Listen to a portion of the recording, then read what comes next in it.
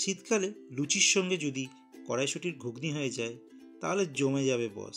তাই আজ আমি তোমাদের সাথে নিয়ে এসেছি কড়াইশুঁটি ঘুগনি রেসিপি। বাই দ্য ওয়ে, আমি বিশ্বজিৎ আর তোমরা দেখছো আমার চ্যানেল বঙ্গওয়ার্ল্ড। তো চলো শুরু করছি আজকে রেসিপি কড়াইশুঁটির ঘুগনি।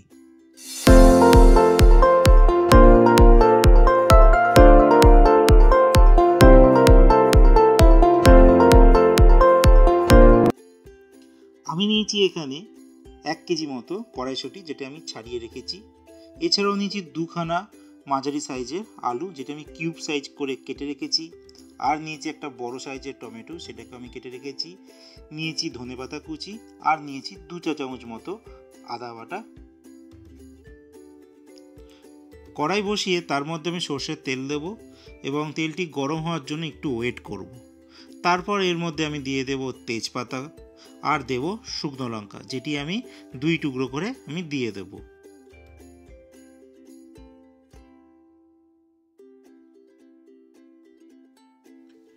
এরপর আমি দেব গোটা জিরে এবং হালকা করে নেড়ে তারপর দিয়ে দেব গোটা গরম মশলা।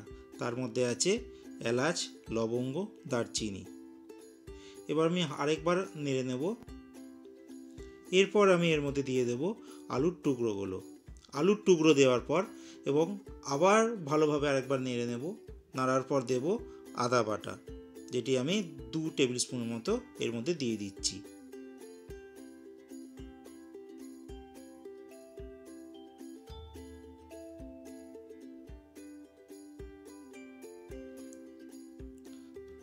ভালোভাবে নাড়তে থাকবো এবং নাড়তে থাকার পর আস্তে আস্তে যখন দেখব কালারটি চেঞ্জ হতে শুরু করেছে, এরপর আমি এর মধ্যে দিয়ে দেবো টমেটো কুচি।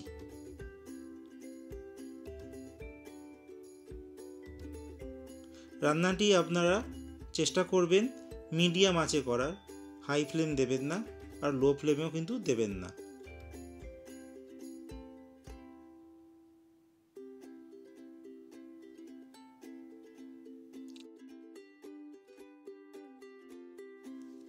এবার আমি এর মধ্যে কড়াইশুঁটিগুলো দিয়ে দেব,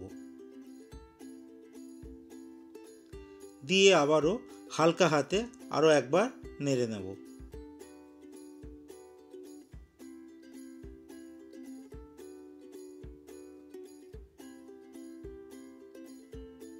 এরপর আমি দিয়ে দেব লবণ, যেটা আপনারা স্বাদ অনুসারে দেবেন।